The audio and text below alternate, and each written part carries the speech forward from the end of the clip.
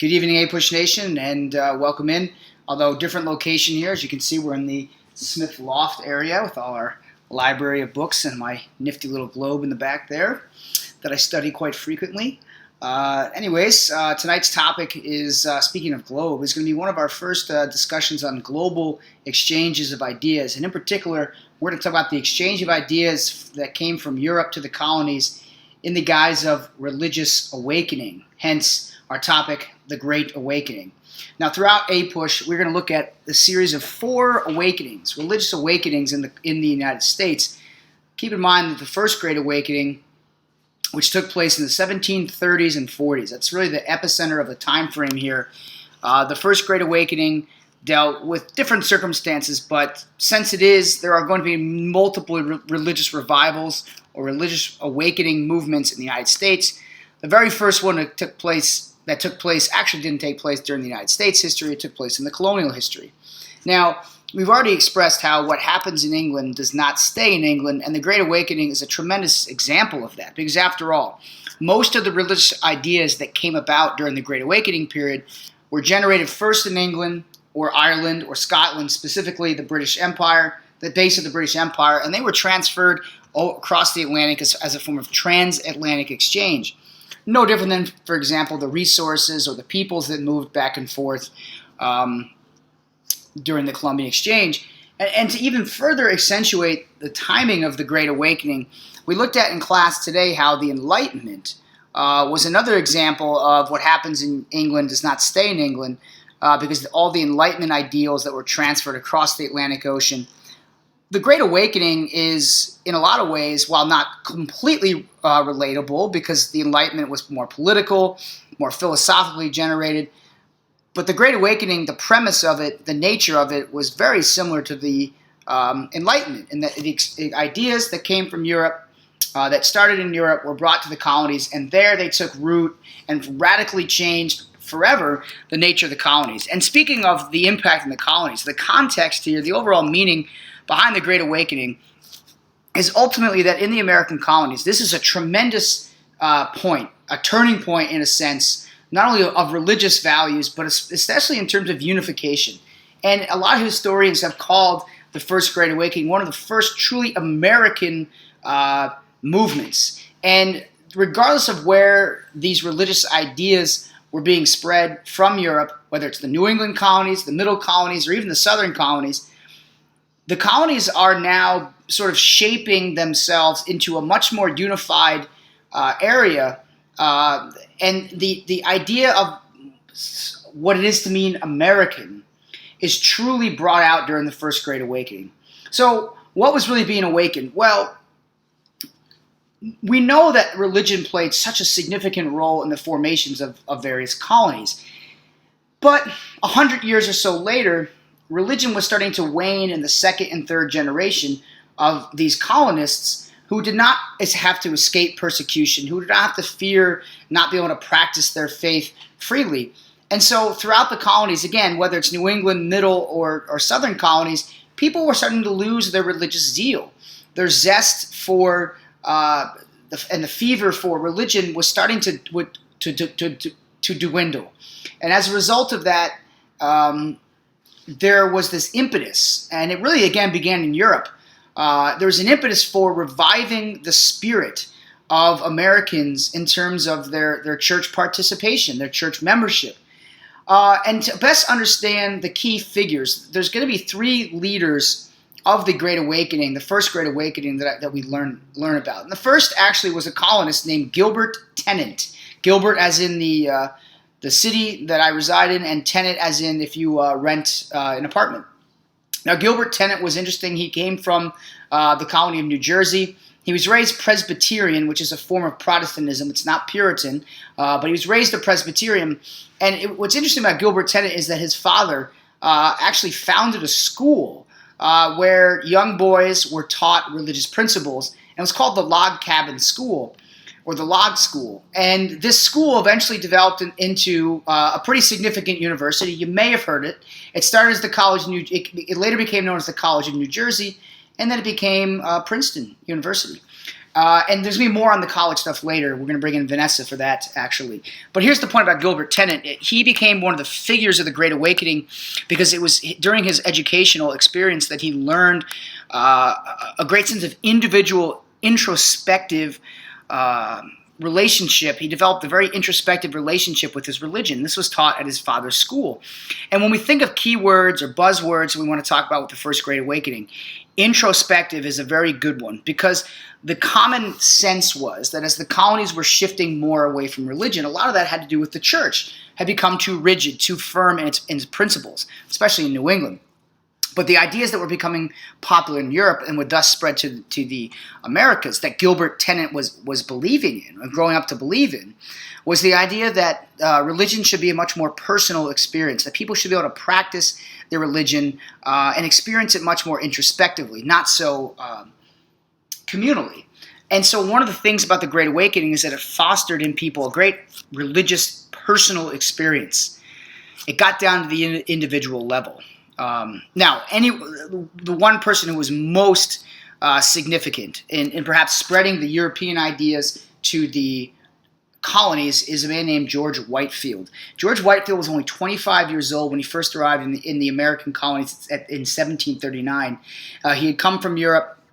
He had been a preacher moving throughout Scotland and Ireland and England. And Whitefield, although only 25 years old, he quickly established himself as one of the foremost religious leaders in the colonies. This was a master orator.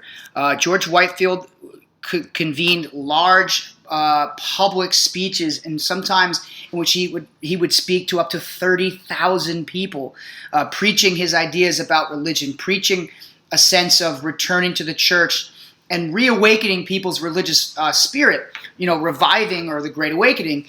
And again, Whitefield preached specifically to people about taking religion into your own matters.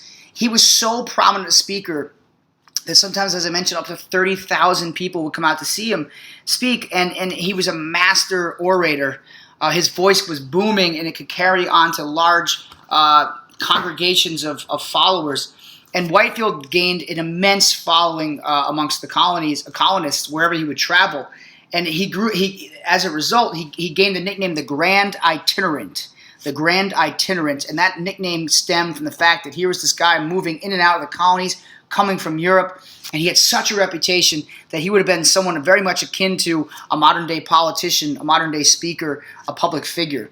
And so the Grand Itinerant worked his way throughout the colonies, and one of his best points of contact that he used quite frequently, because this man was a publisher, was Benjamin Franklin and George Whitefield. They had a great relationship, a great friendship that started business first, but then became personal, and had a great impact on Franklin's development as a man.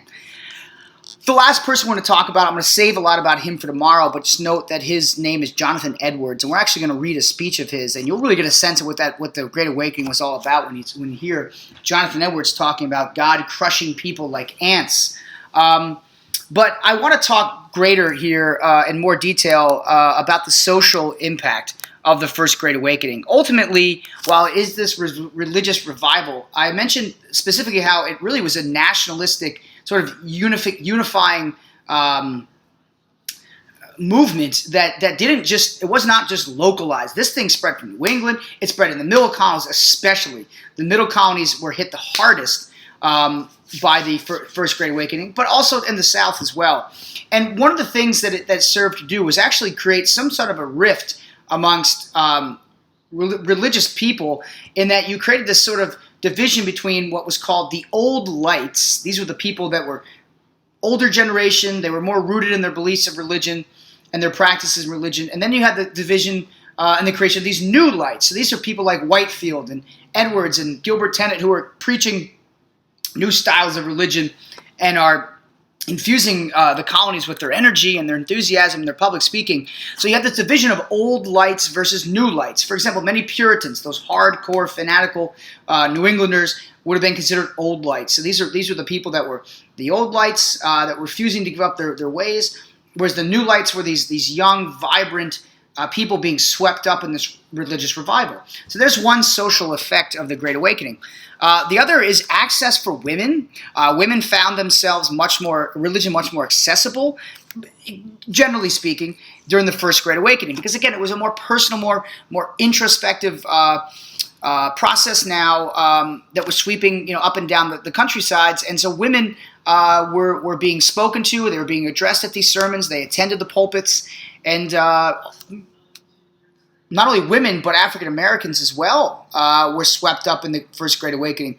And while we haven't talked greatly about the spread of slavery yet, realize that African Americans began, for some of the first time in American history, being converted to Christianity and being brought into the churches. Specifically, one name to mention is Samuel Davies. He was known throughout the colonies as, number one of these new light preachers spreading Great Awakening principles. But Samuel Davies also went on to convert numerous African Americans and brought them into the churches. So that shapes a lot of people's perspectives as well. It wasn't just white males who were attracted to the Great Awakening. It reached out to women, and it reached out to a lot of African Americans as well.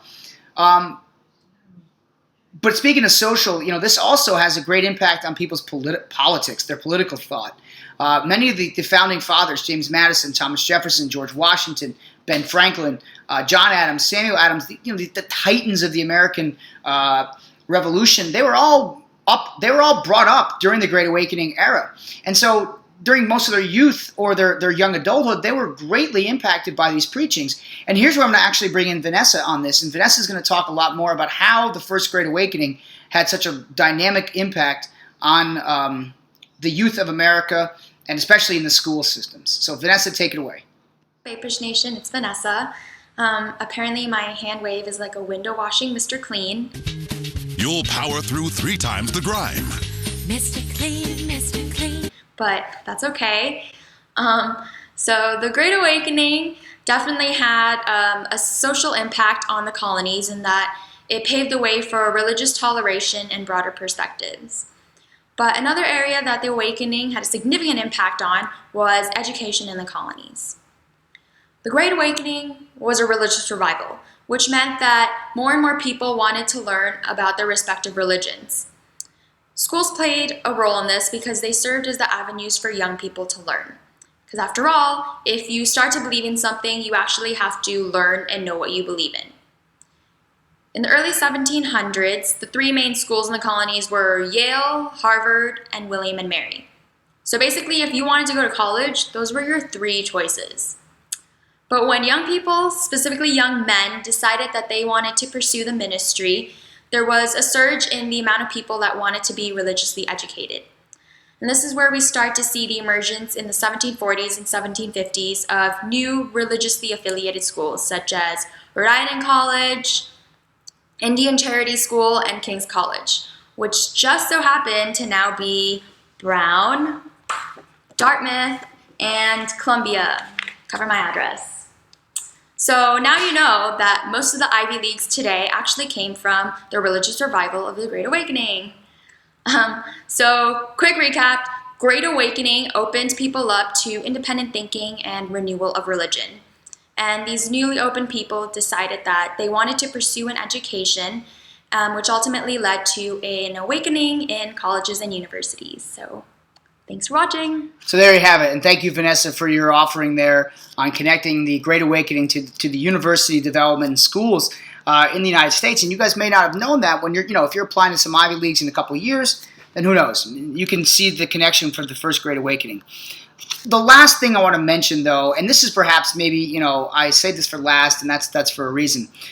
Ultimately, though, what starts to trickle down as the Great Awakening took root and ultimately influenced so many of the colonists, it starts to really play towards more of an American identity emerging.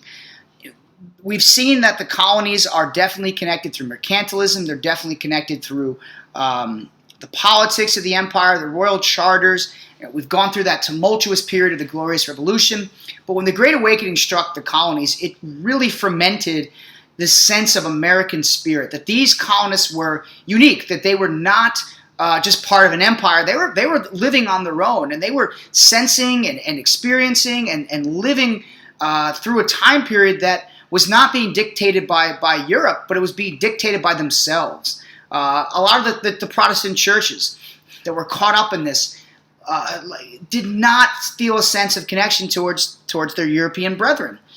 And so you cannot ignore the fact that within 30 to 40 years of the Great Awakening, so much will change in the fabric of the relationship between the colonists and the English. And while the Great Awakening was not a political movement, it fosters a greater sense of ideological independence, and that is above all its most important context for our understanding. Without the Great Awakening, you can make a strong case that the American sense of what it meant to be American does not take root and does not grow into such an emboldened perspective. And so these titans of the revolution, Franklin and Adams and the other Adams and Madison and Sherman and Jefferson and Washington, they may have been touched all in their own sort of way. But without that foundation, without that religious revival, without that sentiment of introspective searching for answers, would the American colonists have been so primed and ready to start calling into question the relationship with Great Britain as they would in 30 years? Well, that's a question that we can only have one thing left to say. The past shapes the future, and the past of the Great Awakening directly put the United States, I should say the American colonists, on a collision course towards the United States. So we'll see you again this week, and we got a big test on Thursday. It's the first of the year. I can't wait to see what you guys can do. So have a good night, and thank you for tuning in.